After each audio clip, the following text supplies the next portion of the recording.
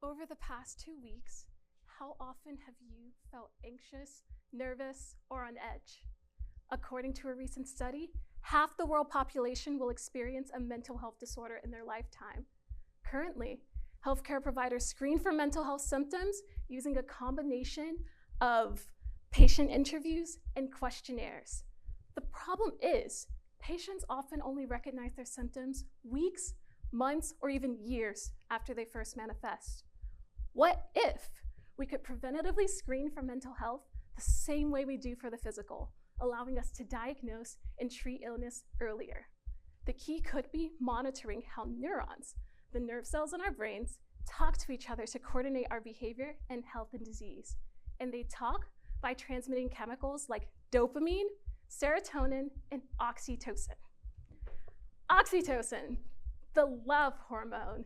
It's a pop song by Billie Eilish, and it's also the chemical that rushes through your brain when you're cuddling the most precious puppy. Oxytocin communication is central to social and emotional behavior. So when something goes wrong, it can lead to disorders like anxiety and depression. How exactly different patterns of oxytocin communication connect to different conditions, however, is poorly understood. Until now, we simply didn't have the tools to listen in on the oxytocin chatter between neurons, discerning those healthy from those disordered patterns. So that's where I come in.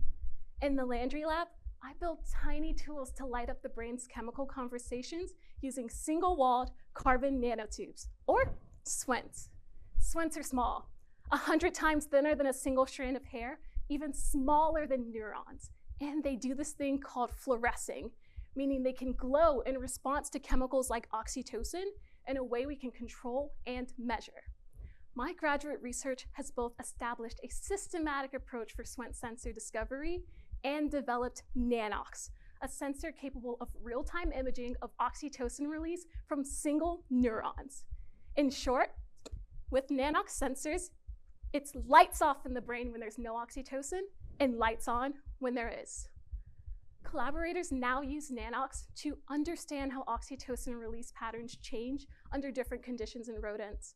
Furthermore, my strategy for SWNT sensor discovery can be applied to illuminate hundreds of other chemicals in the brain.